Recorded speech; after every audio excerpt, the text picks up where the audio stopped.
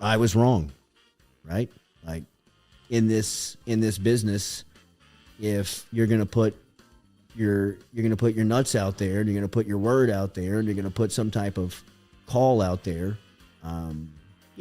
if it doesn't work out, you have to show back up and get on the microphone. And I was surprised to read some of the things that were in that notice of allegation that went down, just in its purest form, and just the sloppiness of it. And that was something that came up during the wiretap, and we'll get to all of that stuff. But first, let's let this show really thank Will Wade for what he's done for basketball in this community, in this state, and at the university again, in bringing it back just from an interest level as high as it's been since I've ever covered it, and really in the fandom of it since I've been a kid, like the days of Shaq and Chris Jackson and, all the superstars that came through here while, if you're in my generation, from the 35 to 45-year-old crowd, that was kind of who we really gravitated to, right? Was more basketball than football, just because football was such a mess. But Wade really reinstituted that at LSU in the last 5 years, whether it was the tournament runs, whether it was his passion that he had for the game, whether it was his ability to get recruits on campus, or just put people in the seats. He loved basketball. He loved LSU.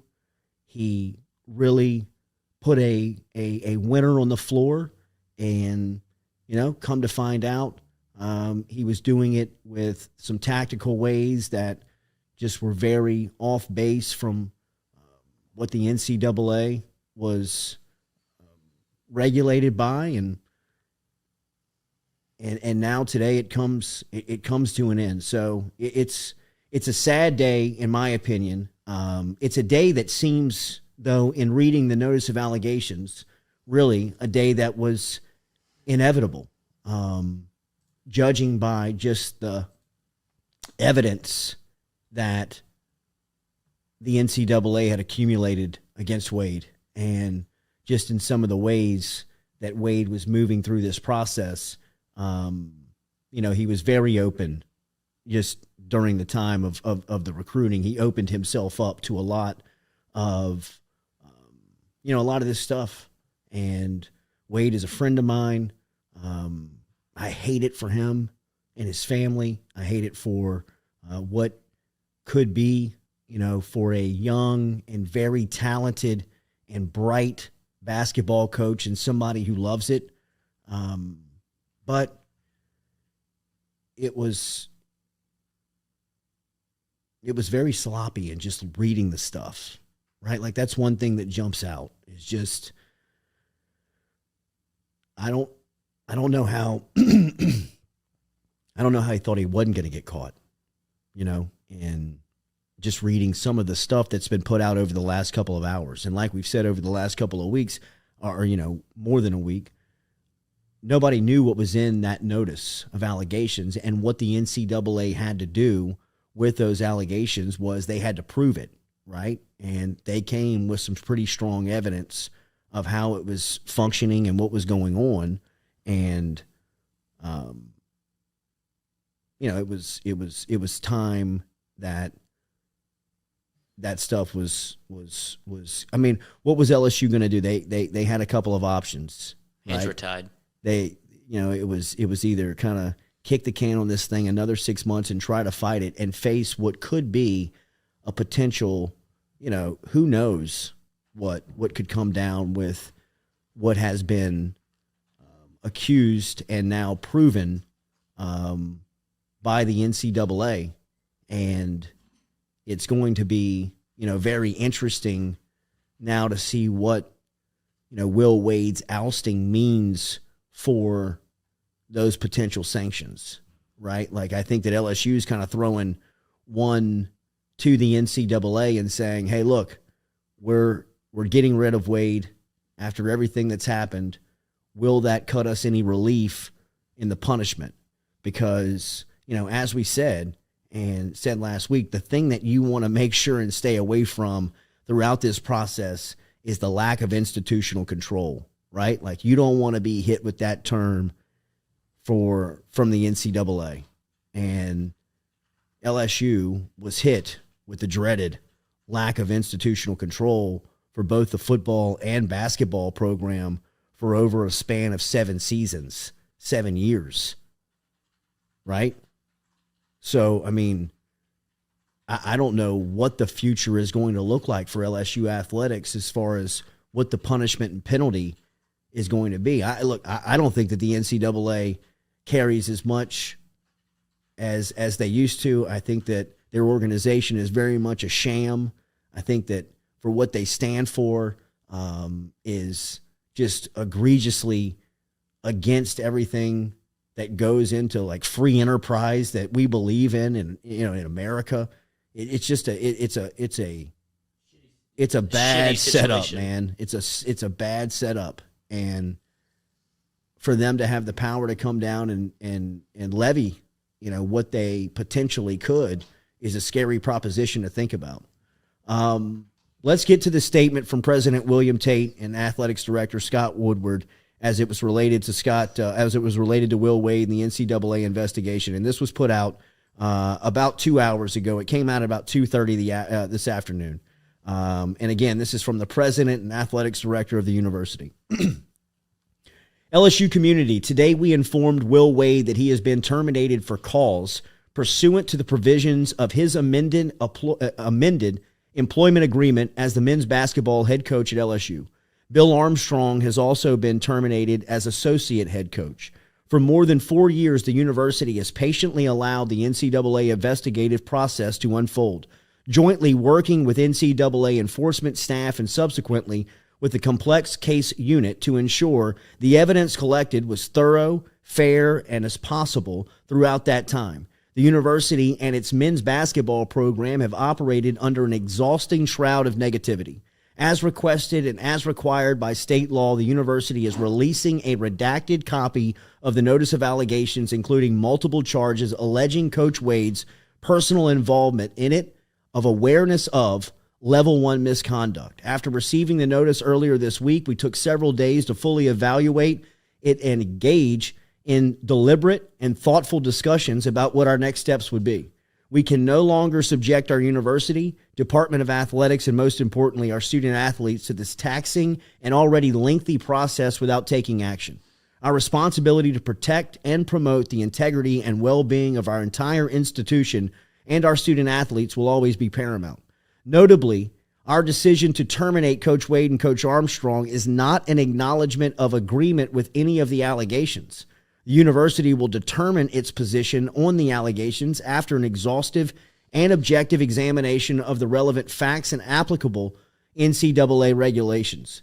We will immediately initiate a national search for a head basketball coach. Assistant coach Kevin Nickelberry will lead the team for the remainder of the season. We know that LSU's community will rally around the program and the student athletes, none of whom are alleged to have been involved in any misconduct. Per NCAA rules and procedures, we are unable to provide any further comment on the IARP process, the contents of the notice of allegations, or today's decision. Sincerely signed off on President William Tate and Athletics Director Scott Woodward. So from that, my takeaway is that, it got to a point where LSU had seen enough and they had gone through enough negativity where it had gotten to a point where it was time to make a move. And that is what the public stance of LSU is. To me, getting rid of Will Wade is a show of good faith to the NCAA that they are committed in cleaning up their athletic program, and also a message to Indianapolis of take it easy on LSU when you come down on punishment. That's what I would believe that move to be. I also would expect LSU and their next move to be to forfeit postseason play for LSU this season. And another sign of good faith of LSU taking the necessary steps to try and clean up their program and stay off of probation and as, lessly punished as possible. Because what the notice of allegations is stating and what the alleging, I don't know, what was that? The hammer dropping.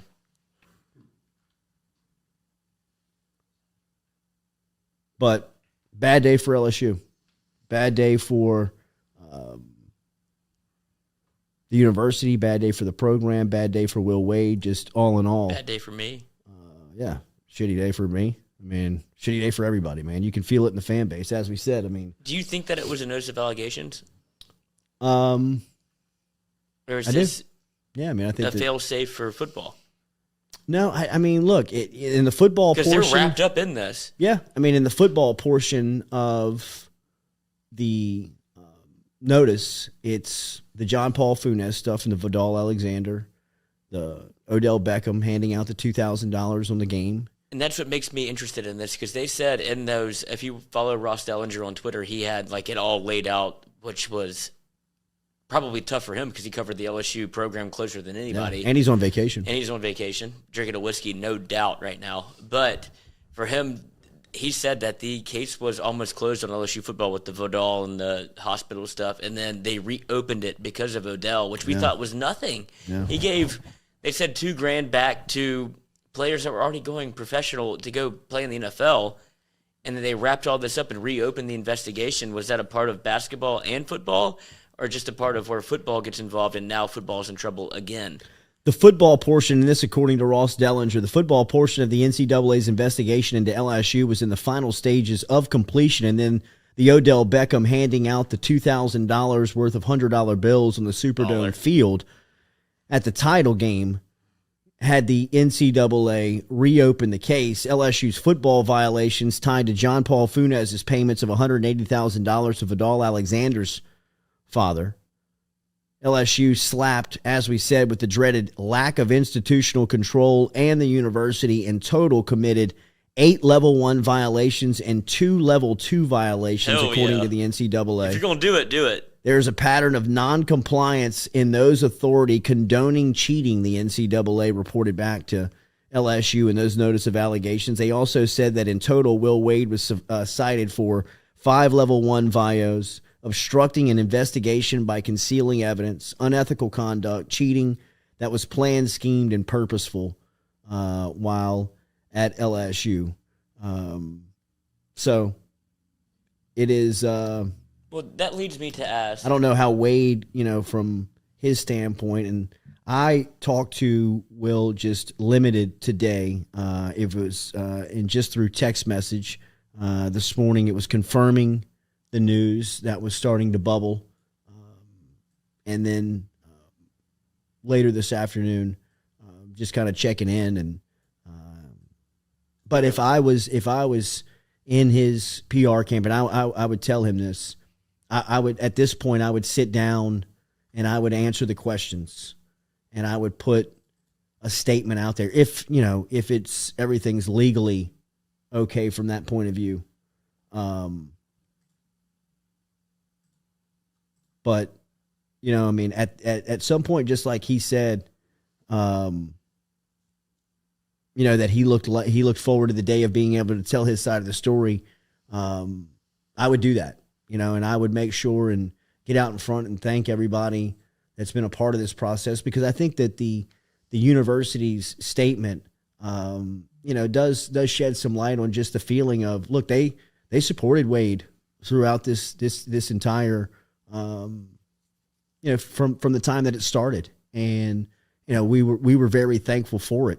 From LSU's standpoint, doing that, because it brought a lot of interest to basketball. But it's, at this point, it's going to be wild to see what his punishment specifically will be. Because, look, we've talked about this. The notice of allegations has now come down on 4 schools. Kansas had level 1 violations committed, said they didn't do anything, and Bill Self got a lifetime contract. Auburn had one of its assistants arrested on campus. They served a 2-game suspension, did Bruce Pearl. They gave up a couple of scholarships, no postseason ban. NC State had a couple of things go wrong, and for the most part was not giving up anything. It looks like LSU is going to be, very much made an example out of, but I'm not sure what the penalties are going to be as far as the programs go.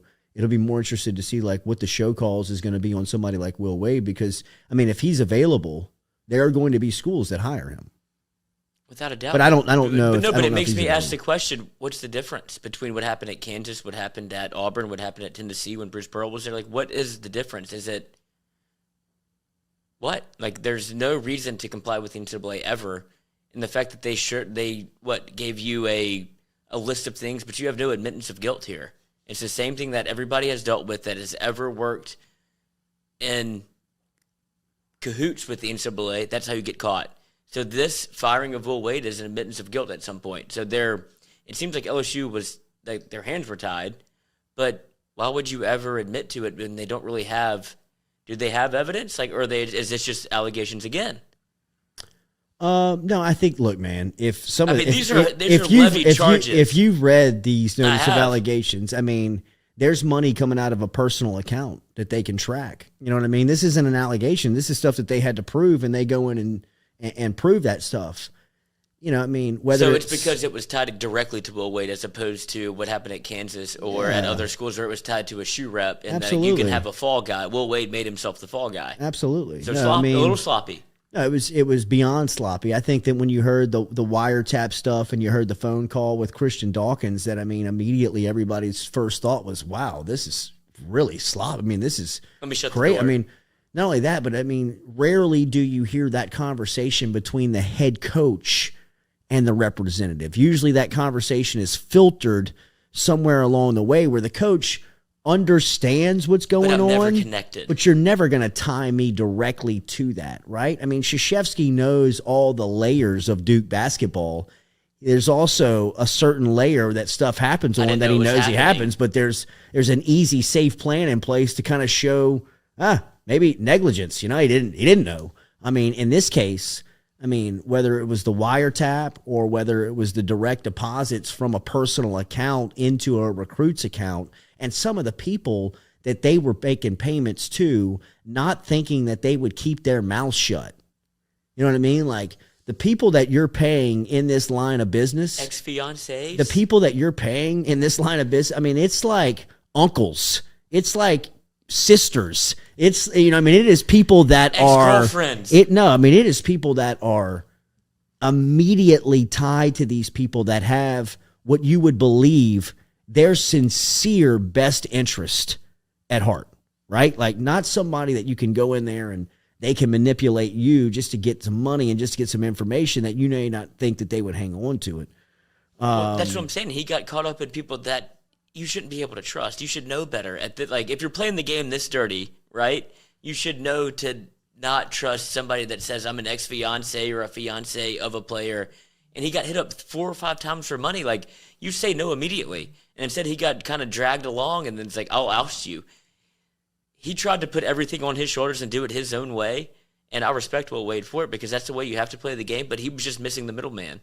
Yeah. Should have called me. Daniel Williams, Jordy, how do you feel knowing that you backed Wade? He lied to you? Question mark. I mean, Daniel, you know, like, it was obvious on which, you know, Wade thought he was playing it the right way and trying to get players. And I think I really do believe, I really believe that Will Wade thought he was doing, and this doesn't excuse anything, but I thought that I believe